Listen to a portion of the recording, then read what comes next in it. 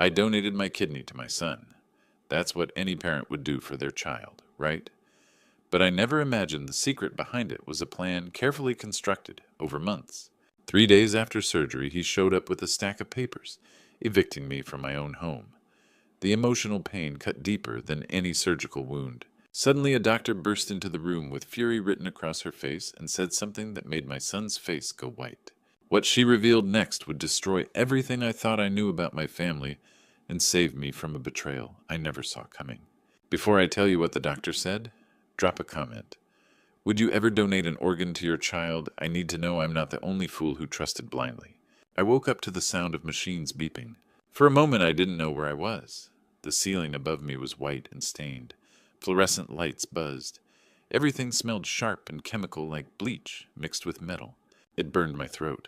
Then the pain hit. It started as a dull ache in my left side, then exploded into fire. Like someone pressed a poker directly against my ribs. I tried to move, but my body wouldn't cooperate. My arms felt like wet concrete. I turned my head slowly. To my right, a machine beeped in steady rhythm. Green lines danced across a black screen. An IV drip hung from a metal pole. To my left, a window. Outside, snow fell in thick flakes. Chicago in December. The world looked frozen and far away. I was in the ICU, Northwestern Memorial Hospital. It came back in pieces. The surgery, the consent forms, the anesthesiologist counting backwards, and Caleb, my son, holding my hand as they wheeled me in. I remembered his face, pale, eyes red from crying, his hand squeezing mine. "Dad," he had whispered, "you're saving my life." I swallowed. My mouth tasted like metal. A thin blanket covered me, but I was cold. I looked down. Beneath the hospital gown I could see the edge of a bandage. White gauze wrapped around my torso. Underneath, a 9-inch scar ran across my left side, the place where they had taken my kidney. My kidney for Caleb. Because my son was dying. Kidney failure, stage 4. He needed a transplant and I was a match. A perfect match. What kind of father would I be if I said no? I pressed the call button. My fingers shook. A minute later, the door opened. A woman in blue scrubs walked in. Older, maybe 50, with kind eyes and gray hair pulled back. Her name tag read Carol Anderson N. "Mr. Morrison," she said softly, "you're awake. How are you feeling?"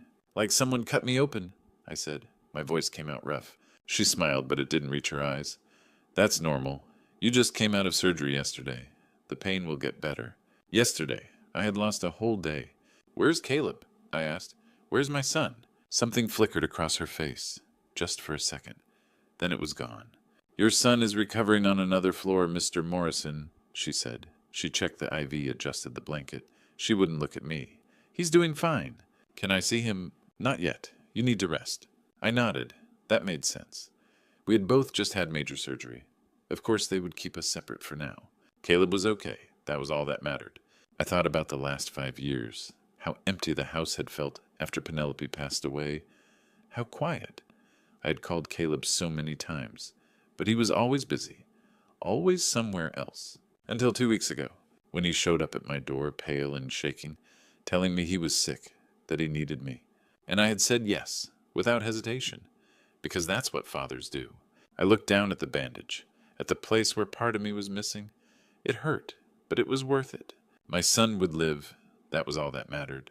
But when I looked up, Nurse Carol was still by the door, watching me, and the look on her face wasn't relief. It was something else. She opened her mouth like she wanted to say something, then closed it, shook her head, and walked out.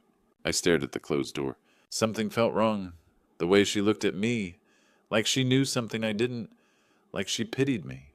But why? Outside, the snow kept falling, the machines kept beeping, and somewhere in this hospital, my son was recovering. At least that's what I told myself. 2 days passed like slow torture. The first day blurred into the second. Doctors came and went. Nurses checked my vitals. Everyone smiled and repeated the same line. "Your son is doing fine, Mr. Morrison. He's resting." I asked everyone who entered the room, the young doctor with tired eyes, the nurse who brought water, even the orderly who emptied the trash. Where was Caleb? When could I see him? The answer never changed. He's fine. He's resting. Soon. But soon never came. The pain in my side became familiar, a dull throb that sharpened when I moved. By the second morning, they had me sitting up, then standing. A physical therapist with a clipboard told me to take 3 steps. I did. Each one felt like walking on broken glass. I didn't care about the pain. I only wanted to see my son. The ICU was unnaturally quiet at night. Too quiet. I lay awake listening to machines hum and beep, watching snow drift past the window. Chicago looked beautiful this time of year, white and clean but bitterly cold. I thought about Penelope. My wife had died 5 years earlier. Since then, the house had felt too big, too empty. I used to sit at the kitchen table and stare at her chair, waiting for her to walk in with coffee and that smile that made everything feel safe. She never did. After she died, Caleb pulled away. He stopped calling, stopped visiting. I told myself he was grieving, that he needed space. Space became months. Months became years. Until 2 weeks ago. He showed up at my door crying, saying he was dying, saying he needed me. And for the first time in 5 years, I felt needed again. On the second afternoon, they moved me out of the ICU to a regular room on the 4th floor. Smaller, quieter, a single bed by the window. The view was unchanged, snow-gray sky, a city wrapped in winter. Nurse Carol came in around 3. She helped me into a chair by the window. Her hands were gentle, but her face carried the same troubled look, like she knew something she didn't want to say. Nurse Carol, I asked, when can I see Caleb? She hesitated, eyes dropping to her hands. Your son will visit you tomorrow, Mr. Morrison. Tomorrow. Relief loosened my chest. Thank you, I said. She nodded, but didn't smile. She turned toward the door, paused, and for a moment I thought she would warn me, explain that look in her eyes. She didn't. She left. I sat by the window as evening fell, watching Chicago's lights flicker on. Christmas lights blinked in the distance, red, green, gold. The world was preparing for the holidays, families gathering. Tomorrow I would see my son.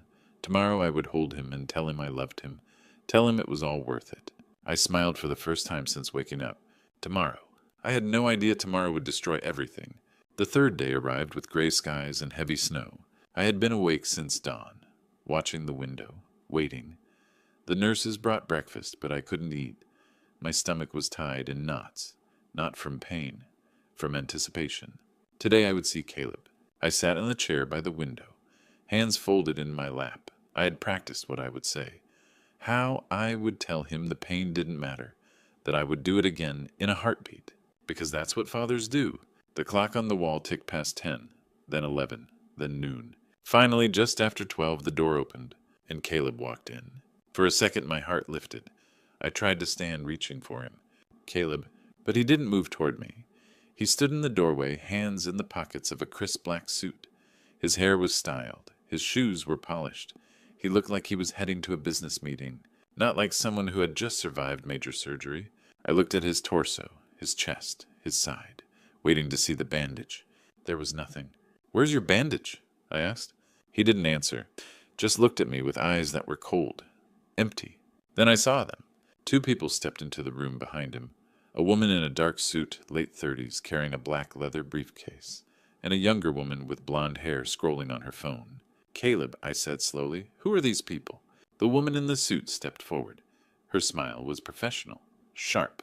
Mr. Morrison, my name is Claire Montgomery. I'm your son's attorney. Attorney. The word hit me like a slap. Attorney, I repeated. Why? Claire reached into her briefcase and pulled out a large envelope.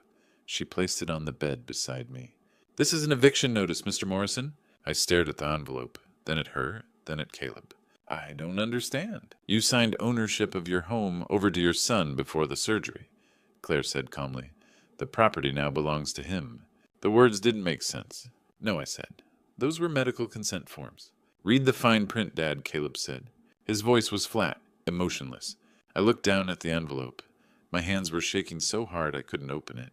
Caleb, I whispered, what's happening? You're being moved to Sunrise Senior Living, he said. It's a care facility. I've already paid for 6 months. A care facility. He was putting me in a nursing home. I felt something break inside me, not loudly, quietly, like ice cracking under weight. But I gave you my kidney, I said. My voice was barely audible. I saved your life. Caleb tilted his head, and for the first time I saw something flicker in his eyes. Amusement. What about your surgery? I asked. What about your kidney? He smiled. It wasn't warm, it wasn't kind. There was no surgery for me, Dad. The room tilted. The walls closed in. I couldn't breathe. What? I was never sick. The blonde woman behind him, Tiffany, finally looked up from her phone. She smirked. I stared at Caleb, at the son I had raised, the boy I had taught to ride a bike, the man I had just given part of my body to save, and all I saw was a stranger. Why, I whispered. He shrugged. Because I could. My chest felt hollow, like someone had reached in and scooped out everything that mattered. My kidney, my home, my son. All gone. Claire cleared her throat. Mr. Morrison, I suggest you review the documents. She handed me a business card. I didn't take it. It fell to the floor. Caleb turned to leave. Tiffany followed still on her phone. Claire snapped her briefcase shut. And just like that, they were walking out. I opened my mouth to say something, to scream, to beg, but no sound came out. Before the door could close, it slammed open again. A woman stormed in. She was wearing a white coat over blue scrubs. Her dark hair was pulled back in a tight bun, and her face was full of fury. She wasn't looking at me. She was looking straight at Caleb. "Stop right there," she said. Her voice cut through the room like a blade. Caleb froze, and for the first time since he walked in, I saw fear flash across his face. The woman who entered looked furious enough to stop a heart. She stood in the doorway, white coat billowing. Her dark eyes locked onto Caleb with intensity that made grown men confess. "I'm Dr. Rebecca Stone," she said, "head of transplant surgery at this hospital." Caleb straightened his shoulders, smoothed his suit jacket. "Doctor, this is a private family matter. Organ trafficking is never private, Mr. Morrison." The words hung in the air like smoke. I didn't understand. I looked at Dr. Stone, then at Caleb. "What are you talking about?" I asked. Dr. Stone's expression softened when she turned to me, but only slightly. "Your son was never sick, Mr. Morrison." The words didn't register at first. They bounced off my brain like stones off water. "What? He faked his medical records." I shook my head. "No, the tests. The doctor said he had kidney failure." "Those doctors were paid," Dr. Stone said. "The records were fabricated." I looked at Caleb, waiting for him to deny it. He said nothing. "But I saw the tests," I whispered. "You saw forged documents." My hands gripped the armrests. My knuckles went white. "Then where is my kidney?" Dr. Stone didn't hesitate. "It was transplanted into another patient. Jonathan Langford, a man who was actually dying." The name meant nothing to me, but the way she said it made my stomach turn. Caleb finally spoke. "This is ridiculous." "Is it?" Dr. Stone pulled a tablet from under her coat. "There's no record of you ever being admitted here, Mr. Morrison. No blood work. No dialysis appointments." She turned the screen toward him. "Nothing." Caleb's face went pale. Claire stepped forward. "Dr. Stone, I don't think—" "Your client committed fraud," Dr. Stone said. "Against his own father, against this hospital, against federal law." I couldn't breathe. The room was shrinking. "What?" I whispered. Dr. Stone looked at me, and for the first time I saw pity in her eyes. "Money, Mr. Morrison. Your son sold your kidney for $500,000. $500,000. The number was too big, too impossible." I looked at Caleb. "Is that true?" He didn't answer, just stared at the floor. "Caleb," I said, my voice cracked, "is it true?" Still nothing. Dr. Stone crossed her arms. "Mr. Langford's family arranged a private transaction. They were told the donor was your son, a young man willing to help a stranger. They paid accordingly." "But it wasn't him," I said. "No, it was you." I felt the room tilt. My hands went numb. "And he took the money. Every cent." I looked at my son, the boy I had raised, the man I had trusted with my life. "Why?" I asked again. Caleb finally looked up. His eyes were cold, empty. "Because I could." It wasn't an explanation, it was a dismissal. Those 3 words hit me harder than anything else. Harder than the eviction notice, harder than learning there was no surgery, harder than the $500,000. Because I could. That was all I was worth to him, an opportunity. Dr. Stone's jaw tightened. "Mr. Morrison, I suggest you stay where you are." "I'm leaving," Caleb said. He moved toward the door. "No, you're not." Caleb ignored her. He grabbed the door handle. Dr. Stone didn't move, didn't chase him. She just stood there with her arms crossed and smiled. It was a small smile, cold, confident. "Go ahead," she said quietly. "Try." Caleb pulled the door open and froze, because standing in the hallway were 2 men in uniform. Caleb took a step back. His face went white. Dr. Stone's voice was calm, almost gentle. "I made a call before I walked into this room, Mr. Morrison. Did you really think I'd let you just walk away?" Everything happened so fast. The 2 officers stepped into the room. The taller one, Officer Walsh, had gray hair and calm eyes. The younger one, Officer Cooper, was broader, with a radio clipped to his belt. Caleb backed away from the door. "Let me go," he said. His voice was shaking now. "This is a misunderstanding."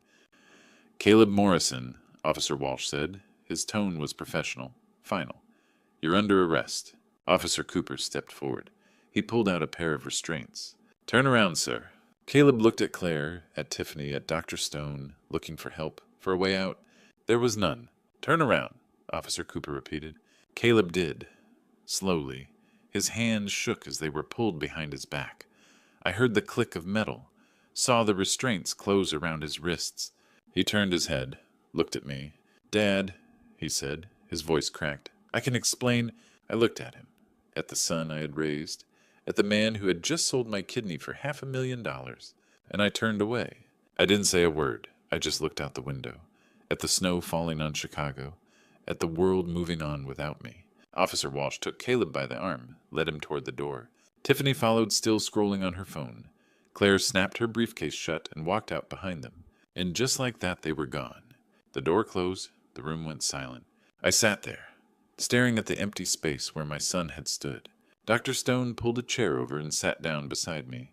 "I'm sorry you had to learn this way, Mr. Morrison," she said softly. I didn't answer. I couldn't. "How much did you say?" I finally asked. My voice was hoarse.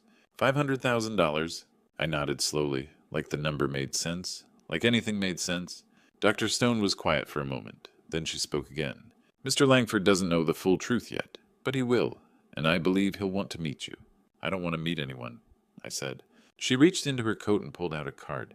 She placed it on the table beside my bed. "When you're ready." She stood to leave. At the door she paused. "Mr. Morrison," she said, "you saved a man's life today, whether you meant to or not. That matters." Then she was gone too. I sat alone in the empty room.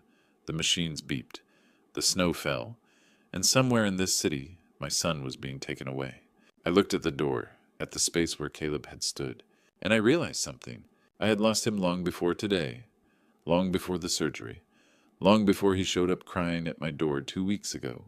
I just hadn't known it. 2 days later, a stranger walked into my room. He was wearing an expensive suit. His face was thin pale, but his eyes were clear, alive. He stood at the foot of my bed and said 3 words that would change everything.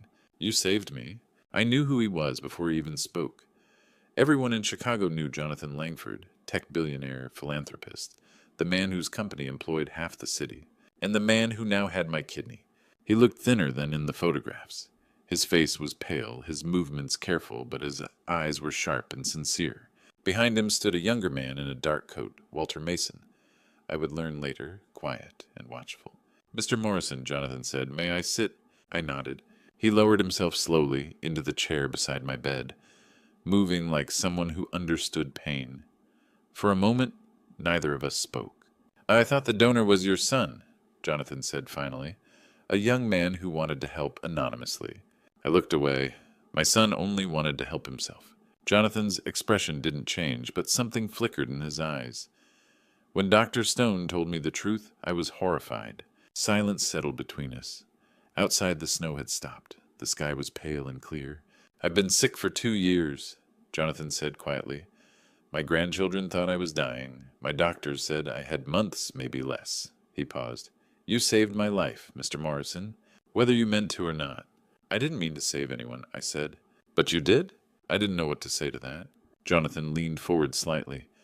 "I know you don't have a home to go back to, but I do, and my grandchildren need a tutor, someone patient, someone who knows what it means to teach." I stiffened. "I don't want charity, Mr. Langford." "This isn't charity," he said firmly.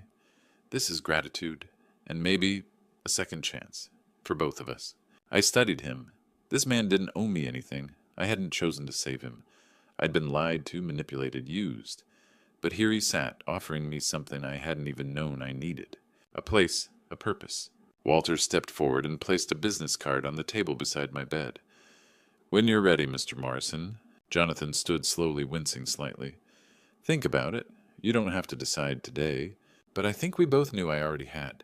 I looked at this man, a stranger who owed me nothing and everything, and for the first time in 5 days, I felt something other than betrayal.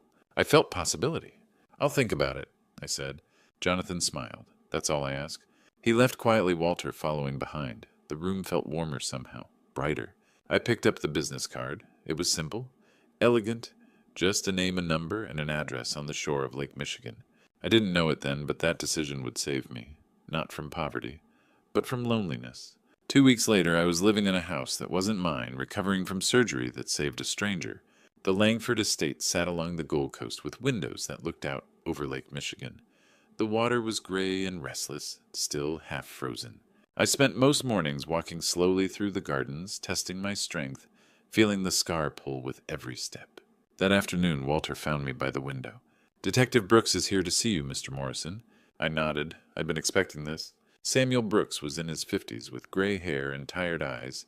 He carried a folder under his arm and moved like a man who'd seen too many families destroy themselves. Jonathan appeared briefly in the doorway, shook Brooks's hand, then left us alone. Brooks sat across from me and opened the folder. "We're building a case against your son, Mr. Morrison," he said quietly. "I need to walk you through some of the evidence." He slid a printed text message across the table. "Caleb to Tiffany. The old man will never know. Easiest money I've ever made." I stared at the words. They blurred. Brooks continued. "We have a timeline showing your son began planning this 6 months ago. Falsified medical records. Bribed a clinic technician to fake test results. And then there's the bank transfer." He showed me another page. $500,000. Deposited 2 days after my surgery. I didn't say anything. What was there to say? Brooks leaned back. "Your son made a lot of mistakes, Mr. Morrison. He got greedy. He got sloppy. And now we have enough to put him away for a long time." I looked down at my hands. Old hands. Scarred hands. "Detective," I said slowly, "did my son ever love me?" The question hung in the air. Brooks was quiet for a long time. Then he sighed. "I don't know, sir," he said, "but I know he didn't respect you." I nodded. It was the answer I'd expected. Maybe the only honest answer there was. "The trial is set for 3 months from now," Brooks said. "Will you testify?" I looked at my hands again, at the scar running along my side, at the life I'd given away without even knowing it. "Yeah," I said, "I will." Brooks studied me. "It won't be easy. You'll have to face him in court." "I know," I said, "but some truths need to be spoken." Brooks stood closing the folder. At the door he paused. "Your son is going to prison, Mr. Morrison. The evidence is too clear." I nodded. "Good," I said quietly. He left. The house felt colder. 3 months felt like 3 years. But when the day finally came, I was ready. Or at least I thought I was. The courtroom was colder than the rain outside. I stepped through the heavy doors of the Cook County Courthouse and felt every pair of eyes turned toward me. The gallery was packed. Reporters, strangers, people who'd read about the case in the papers. At the front of the room, behind the defense table, sat my son. Caleb wore a dark suit. His hair was neat. He looked normal, respectable. He looked like a liar. Judge Helen Crawford sat at the bench, silver-haired and stern. Prosecutor Carolyn Turner stood at the lectern, her posture sharp and unforgiving. And behind me in the second row sat Jonathan Langford. He didn't speak. He didn't need to. His presence was enough. Turner began, "Your Honor, the evidence in this case is overwhelming. Emails, text messages, bank records. All of it points to a deliberate, calculated scheme to defraud the defendant's own father." She nodded to Dr. Stone, who rose from the witness stand. "The defendant was never sick," Dr. Stone said clearly. "He fabricated his medical records. He bribed a clinic technician. He manipulated his father into believing his life was in danger. A financial expert followed. The money was used for luxury purchases, a BMW, a trip to the Bahamas. The defendant did not use a single dollar to pay medical bills." The courtroom murmured. Then Turner turned to me. "The prosecution calls Arthur Morrison to the stand." My legs trembled as I stood. I walked to the witness stand, placed my hand on the Bible, and swore to tell the truth. Turner approached. "Mr. Morrison, why did you agree to donate your kidney?" I looked at the jury, 12 strangers who would decide my son's fate. "Because he was my son," I said, "and I loved him." "Do you still love him?" I was silent for a long time. I looked at Caleb. He wouldn't meet my eyes. "I love the son I thought I had," I said quietly. "But that son never existed." The courtroom went still. Patrick Hayes. Caleb's attorney stood. "Your Honor, my client made a terrible mistake under financial pressure." Turner cut him off. "A mistake, or a 6-month plan to deceive and exploit his own father?" Caleb shot to his feet. "Your Honor, I was desperate." Judge Crawford's voice was ice. "You made a choice, Mr. Morrison, a calculated and cruel one." Then she looked at me. "Mr. Morrison, would you like to address your son directly?" I stood. I stepped down from the witness stand. I walked to the center of the courtroom and stood in front of the defense table. And I looked my son in the eyes. "Caleb," I said, "I gave you life twice. Once when you were born, I held you in the delivery room. I counted your fingers. I promised I would protect you forever. And once when I gave you my kidney. Except I didn't give it to you. You took it. You looked at your father and saw dollar signs. You didn't see the man who worked 2 jobs to put you through college. You didn't see the man who sat alone for 5 years after Penelope died, hoping you'd call. You just saw an old fool, an old man you could use and throw away. Maybe I was a fool, but you, Caleb, you're not my son." The courtroom was silent. Judge Crawford spoke. "Caleb Morrison, you are found guilty of fraud, elder abuse, conspiracy to commit unlawful organ transaction, and falsification of documents. I sentence you to 10 years in federal prison, no parole." The bailiff moved forward. Caleb's hands were placed in restraints. He looked back at me one last time. But I had already turned away. Jonathan's hand rested on my shoulder, and I did not look back, because some people are not worth a second glance. When I walked out of that courthouse, I knew one chapter had ended, but I didn't know that the next chapter would be the one most worth living. 1 year later, spring came to Chicago. The trees along Lake Michigan bloomed pale green. Sunlight poured through the windows of the Langford estate, warming the study where I sat with 3 children gathered around a table covered in textbooks. "Grandpa Arthur," Lily said, tapping her pencil on a math problem. "I don't understand this one." I leaned over, patient and steady. "Let's walk through it together." Noah was doodling in the margins. Grace was already 2 chapters ahead. They called me Grandpa Arthur. I wasn't their grandfather by blood, but I was theirs all the same. Jonathan appeared in the doorway, smiling. "Arthur, care for a walk?" We strolled along the lake, the water calm and endless. Jonathan moved slowly, but his color had returned. He was alive, healthy, whole. "You gave me more than a kidney, Arthur," he said quietly. "You reminded me what family is supposed to be." "You gave me a family when I had no one," I replied.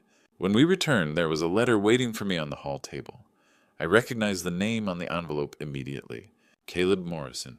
I stared at it for a long moment. Then I handed it to Jonathan. "Some doors should stay closed," I said. Jonathan didn't argue. He simply nodded and set the letter aside. "Do you ever regret it?" Jonathan asked. "The donation." I looked out at the lake. "I regret trusting the wrong person, but I don't regret kindness. That kidney saved your life. That was worth it." That evening we gathered for dinner. 3 generations. Laughter. Stories. I looked around the table and felt something I hadn't felt in years. I belonged. This isn't the family I was born into, I thought. But this is the family I chose. And they chose me. That night I stood in front of the mirror. The scar had faded, but it was still there, a thin line across my side. Scars remind you of what you survived, I thought. And I survived. Before this story ends, I want to tell you something. Love is not measured by blood. It is measured by respect. I spent 65 years believing that family meant biology, that a son would love his father because they shared DNA. I was wrong. Caleb didn't lose a father because I walked away. He lost a father because he walked away first. From honor, from gratitude, from humanity. But me, I found something better. I found people who valued me not for what I could give them, but for who I was. If you've ever felt used by someone you loved, know this. Walking away is not giving up. It is choosing yourself. And you deserve that choice. That evening, as I sat at dinner with the Langford family, I realized something. Home isn't where you're born. Home is where you're valued. And I was home. Looking back now, I see the mistakes I made. I see the signs I ignored. I see the love I gave to someone who never deserved it. Don't be like me. Don't wait until you're on a hospital bed to realize that blind trust can cost you everything. Don't give pieces of yourself to people who see you as spare parts. Here's what I learned. Family is not defined by blood. It's defined by respect. Caleb and I shared DNA, but we never shared values. Jonathan and I share no blood, but we share something deeper. Gratitude, dignity, and faith. God brought me to that operating table for a reason.